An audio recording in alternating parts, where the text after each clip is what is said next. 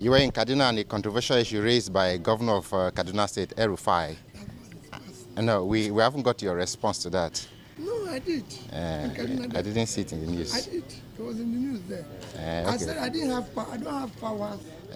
Let me ask my question, sir, Mr. President. Okay, so El-Rufai came on election in 2009 and said so. He said it was his party affairs. I think it was the general election.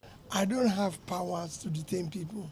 As governor, you can go ask all the security agencies whether one day, I've ever asked them to detain anybody.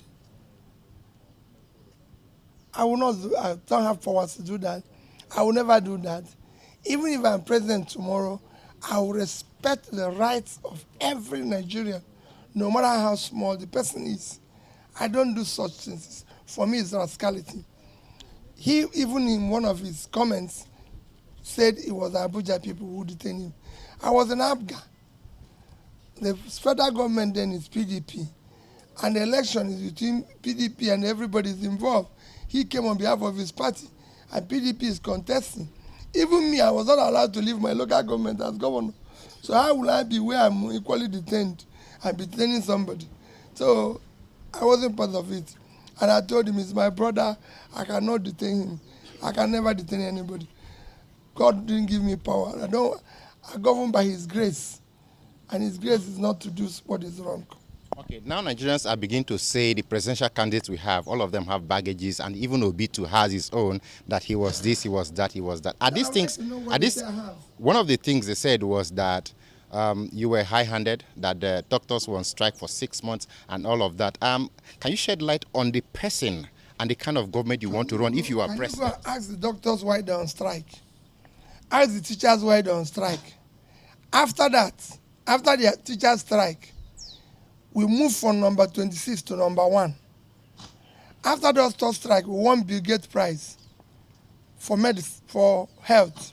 Why? When you bring change, you have for enemy all those who live off the old order. I cannot buy ambulance or put something in General Hospital and I can't find it, so we'll fight now. When teachers decided to do what is right, who did it, they went on strike. But they came back, agreed with me, and then started working. I'm sure if I become president tomorrow, some other people, including you, won't be happy with me. But it's not about happiness, it's about fixing the country. So people can have job, people can have means of livelihood and everything. It's not about pleasing people. Anybody, I'm not selling ice cream. My job is not making people happy. My job is to do the right thing for the country, for everybody. So any assurance for those in these categories of these spheres, what can you assuage them?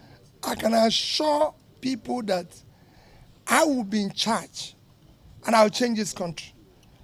You will see people being pulled out of poverty.